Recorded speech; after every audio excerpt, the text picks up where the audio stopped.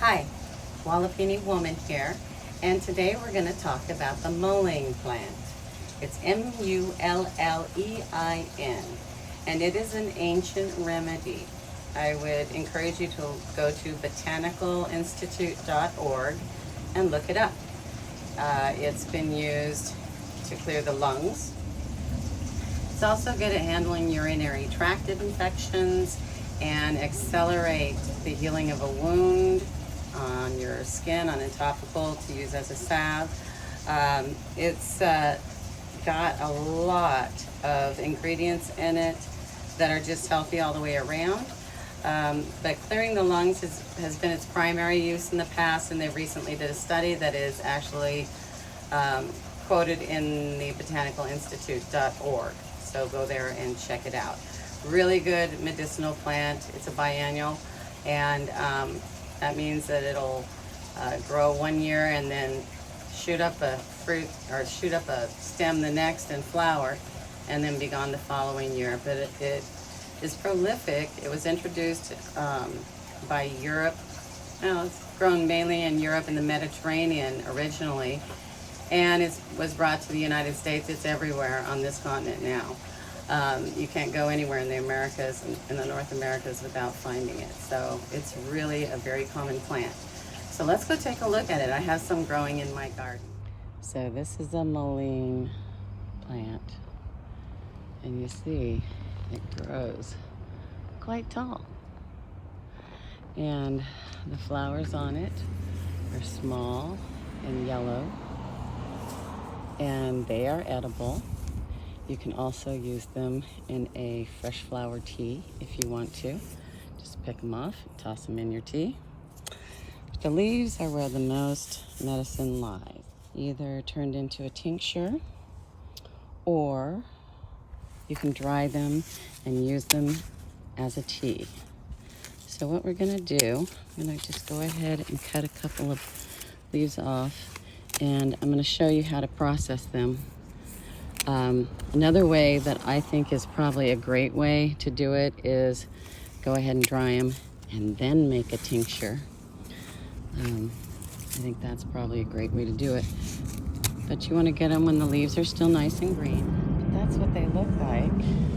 And their leaves, you can tell, are very fuzzy and soft. You know, and they've got fuzz underneath. A lot of people would think this is a lamb's ear. It is not. It is a mullein. And one more leaf I think will be okay. And let's go process. We are back in the Wallapini, and we have our leaves from the mullein plant here. And what we're going to do is we are going to wash them. And it's pretty simple. You just dump them in some water and start washing.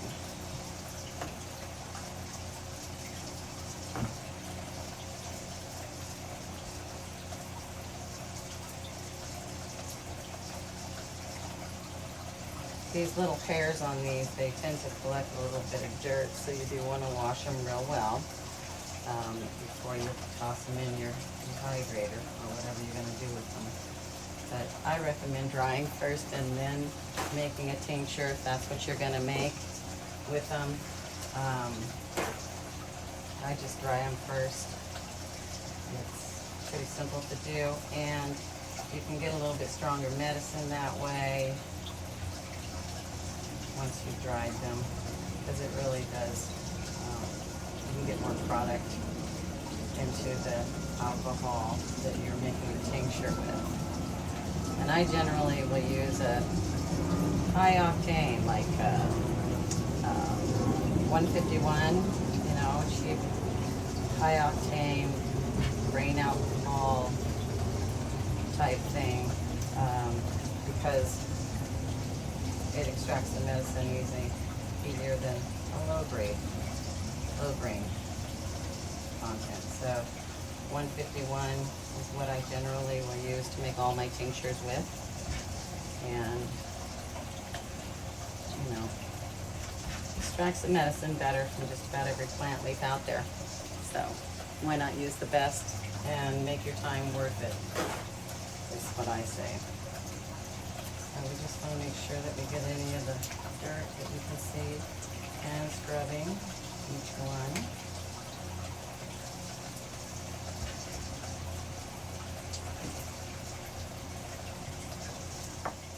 Get those kind of damp dried off.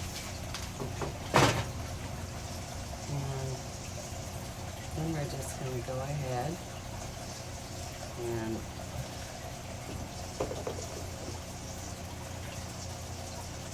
cut it up. Put it in here as best as you can. There's no right or wrong way to cut this up, but you just want to maximize your space in here and get as much product dried at once as possible. And my dryer has 3, 4, 5 drawers, I think. So I have a pretty good opportunity to dry a fair amount. I've only got 3 out here right now, but this should be enough for this amount of leaves. And just cutting them up and sticking them in to dry as much as possible at one time.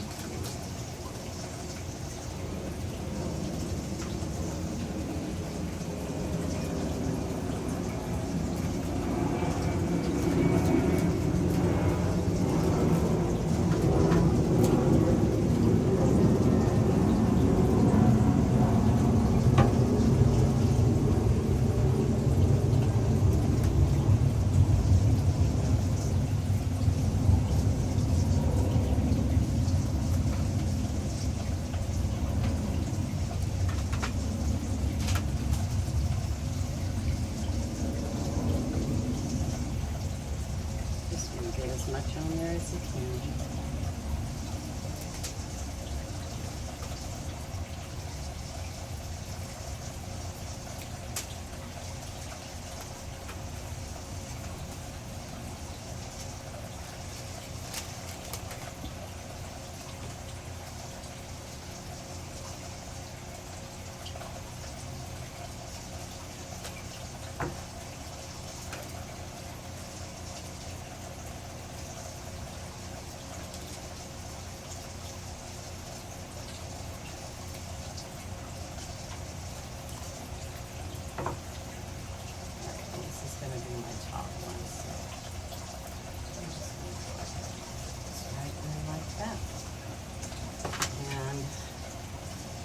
Place in the dehydrator,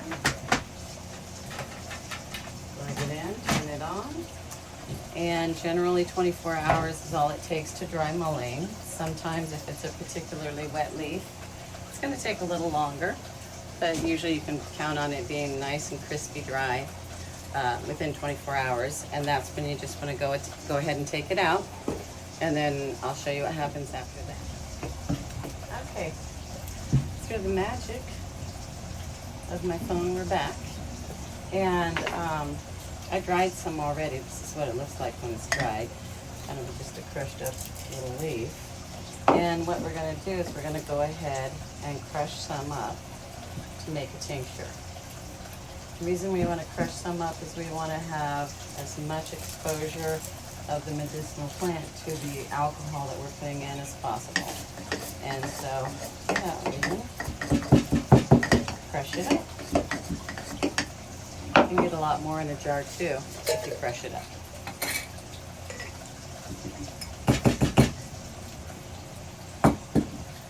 So we're just going to crush up more, and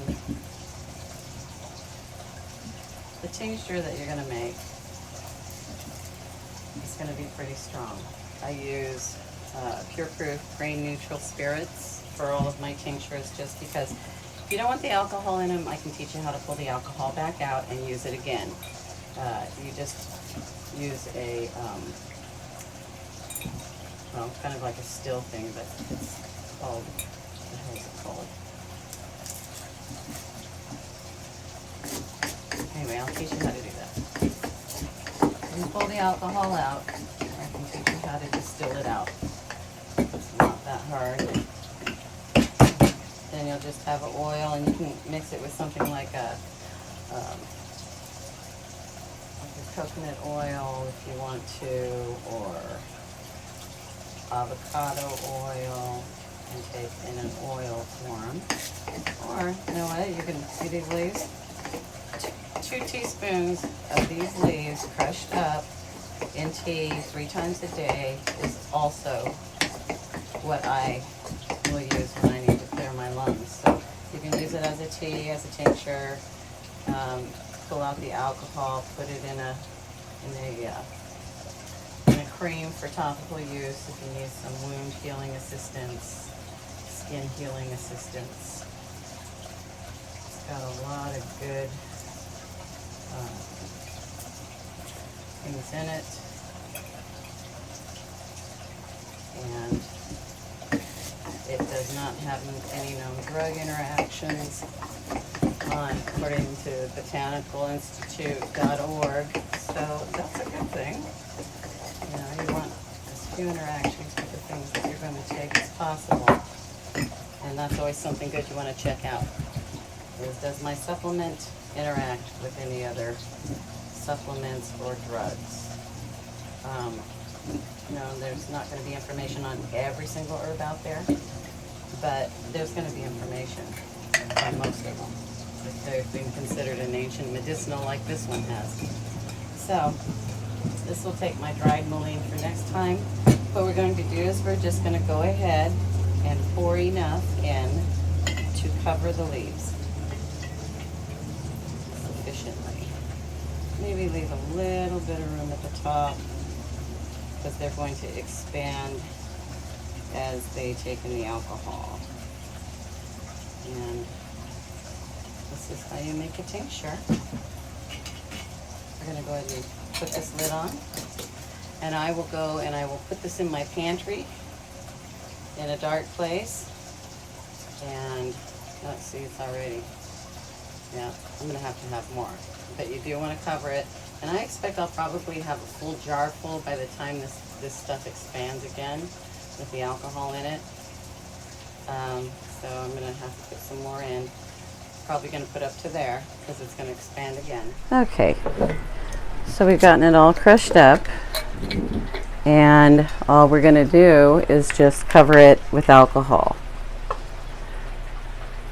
It's as simple as that. Cover it until it's completely covered. You're going to use a nice high octane, like 151 proof, and it extracts the medicine out. Cover your dried plant leaf and then shake it. That's satisfying. Shake it and put it in a dry and dark place like your pantry for a couple weeks. You're going to date the top, what it is, what date you started it, and that way you'll know what date to put on your calendar to come back and extract the product out so that you have just the tincture. And remember, if you don't want alcohol in it, I can teach you how to remove the alcohol out and use the alcohol again for another tincture to extract other medicine from another plant. Okay, thanks for joining me here at Wallapini Woman.